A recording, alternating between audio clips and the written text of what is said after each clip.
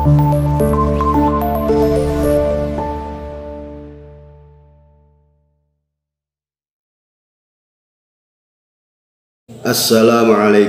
warahmatullahi wabarakatuh.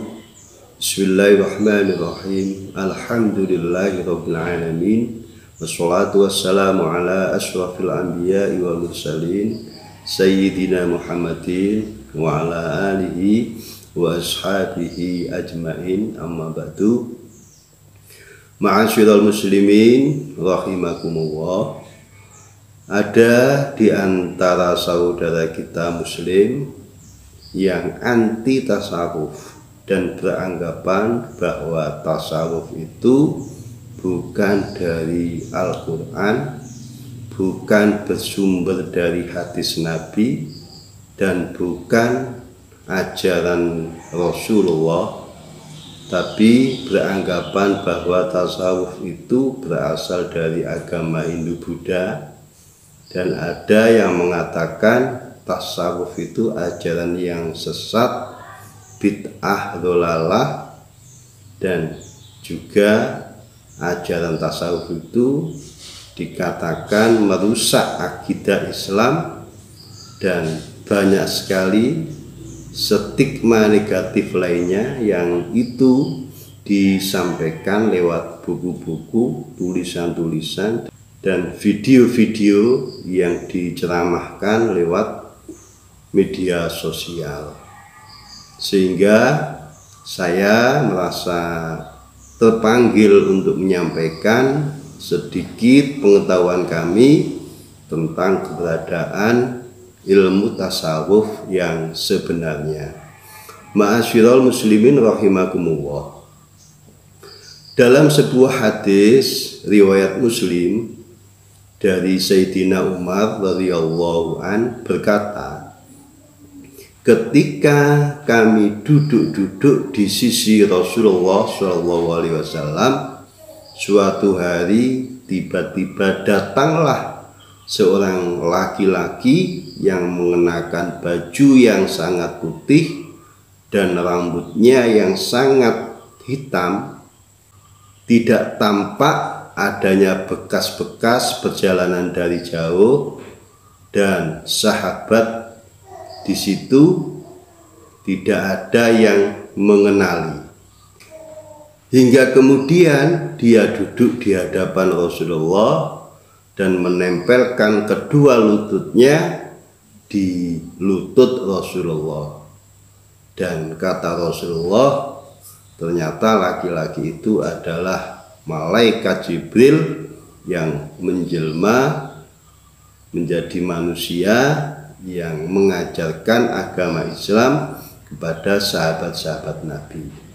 Jibril itu berkata, "Ya Muhammad, beritahukan tentang Islam."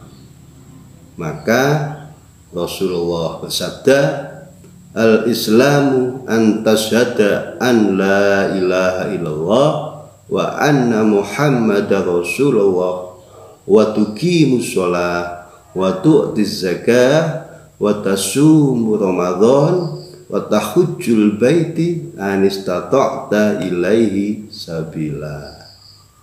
Islam adalah engkau bersaksi bahwa tidak ada Tuhan hanyalah Allah, dan bahwa Muhammad adalah utusan Allah. Engkau mendirikan sholat, menunaikan zakat, puasa Ramadan, dan haji jika mampu. Itulah ibadah-ibadah bagi umat Islam yang ada syarat rukunnya yang dikenal dengan 5 rukun Islam. Kemudian Jibril bertanya lagi, apakah iman itu? Nabi Muhammad menjawab, antu'mina billahi wa malaikatihi wa kutubihi wa rusulihi wal yaumil akhir wa tu'mina bil qadari khairihi wa syarrihi. Engkau beriman kepada Allah, malaikat-malaikatnya, kitab-kitabnya, rasul-rasulnya, dan hari akhir, dan engkau beriman kepada takdir yang baik maupun yang buruk. Kemudian Jibril membenarkannya. Kemudian Jibril bertanya lagi, apakah ihsan itu? Rasulullah menjawab, anta'budallaha ka'annaka tarahu fa illam takun tarahu fa innahu yaraka. Ihsan adalah engkau beribadah kepada Allah seolah-olah engkau melihatnya. Jika engkau tidak melihatnya, maka dia melihat engkau. Anta'budallaha ka'annaka tarahu, bagaimanakah beribadah kepada Allah yang seakan-akan bisa melihat Allah itu? Ya, harus beribadah dengan penuh keyakinan sampai musyahadah kepada Allah. Musyahadah itu menyaksikan Allah dengan kolbu kita. Fa illam takun tarahu fa innahu yaraka. Dan jika engkau tidak melihat, tidak menyaksikan Allah, maka sesungguhnya Allah melihat engkau. Disinilah kita harus muraqabah, yaitu merasa dilihat dan diawasi Allah Subhanahu wa ta'ala. Jadi di masa Rasulullah, istilah yang dikenal saat itu adalah iman, Islam, dan ihsan. Memang tidak ada di zaman itu istilah ilmu tasawuf. Begitu juga ilmu tauhid tidak ada. Begitu juga ilmu fikih juga tidak ada. Istilahnya yang tidak dikenal saat itu, tetapi ajarannya ada, pelaksanaannya ada. Dan baru di abad kedua Hijriah, para ulama-ulama ada yang fokus menekuni, mempelajari ilmu tentang keimanan, muncullah ilmu tauhid atau ilmu akidah. Apa sifat-sifat yang 20 itu dan sebagainya. Lah, konsep-konsep itu berpijak pada Asy'ariyah dan bisa berpijak pada Maturidiyah.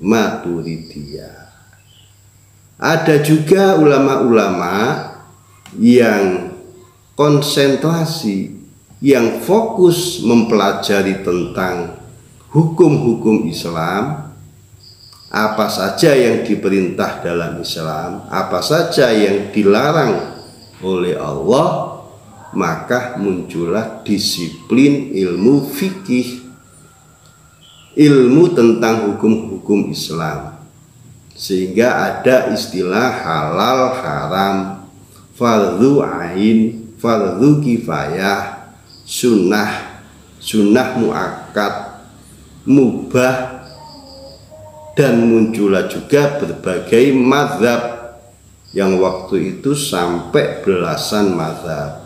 Dan sekarang yang diikuti tinggal 4 mazhab, yaitu mazhab Syafi'i, Maliki, Hanafi, dan Hambali. Dan muncullah juga kitab-kitab fikih yang begitu banyak. Ada ulama-ulama yang menekuni dan fokus mempelajari tentang ihsan, akhlak kita kepada Allah, maka muncul disiplin ilmu tasawuf, ilmu tentang akhlak kita kepada Allah.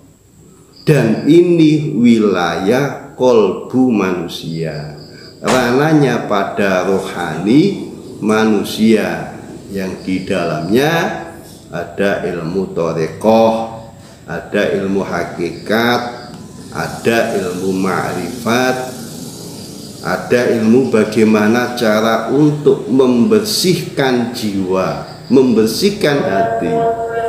Bagaimana caranya bisa khusyuk, bagaimana caranya bisa ikhlas, musyahadah, muraqabah, takwa, qanaah, ridho, dan lain sebagainya, itu dipelajari dalam ilmu tasawuf. Dan para ulama yang masyhur di bidang ilmu tasawuf ini seperti Hasan al-Basri, Abu Qasim al-Junaid, Ibnu Athaillah as-Sakandari dengan kitab tasawufnya Al-Hikam, Syekh Abdul Qadir Jailani dengan kitab tasawufnya Futuh al-Ghaib, Abu Hamid al-Ghazali dengan kitab tasawufnya Ihya Ulumuddin, Minhajul Abidin. Ada lagi Imam Qushairi dan mengarang kitab tasawufnya Risalah Al-Qushairiyah, dan masih banyak lagi. Ma'asyiral muslimin rahimakumullah. Jadi di zaman Rasulullah istilah ilmu tasawuf, ilmu fikih, dan ilmu tauhid sama-sama belum ada. Istilah ilmu tasawuf, ilmu fikih, dan ilmu tauhid baru dikenal di abad kedua Hijriyah. Baik ilmu akidah, ilmu fikih, maupun ilmu tasawuf, ketiga-tiganya itu jelas-jelas berdasarkan Al-Quran dan hadis Nabi Muhammad SAW. Sehingga ketiga ilmu ini bagi umat Islam wajib mempelajari dan diamalkan secara utuh, secara bersamaan. Apabila ada salah satu yang tidak kita pelajari dan tidak kita amalkan, maka belum sempurna keislaman kita. Karena apa? Karena ketiga ilmu ini saling berhubungan dan tidak bisa dipisah-pisahkan. Ilmu akidah dan ilmu tasawuf rananya adalah wilayah hati atau kolbu batiniah manusia. Sedangkan ilmu fikih rananya adalah wilayah jasmani atau badan manusia.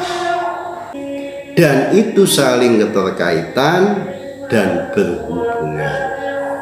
Karena kita ini adalah gabungan dari dua alam. Manusia itu ada jasmani dan rohaninya. Jadi tidak boleh hanya mempelajari fikih saja, dan tidak boleh hanya mempelajari tasawuf saja. Untuk itu Imam Malik pernah berkata, barang siapa yang bertasawuf tanpa fikih, maka akan menjadi zindik. Dan barang siapa yang berfikih tanpa tasawuf, maka akan menjadi fasih. Dan barang siapa yang mengamalkan keduanya, maka akan mencapai hakikat. Itulah yang bisa saya sampaikan. Semoga bermanfaat. Wallahu a'lam bishawab. Assalamu ala man ittaba'al huda. Wassalamu alaikum warahmatullahi wabarakatuh.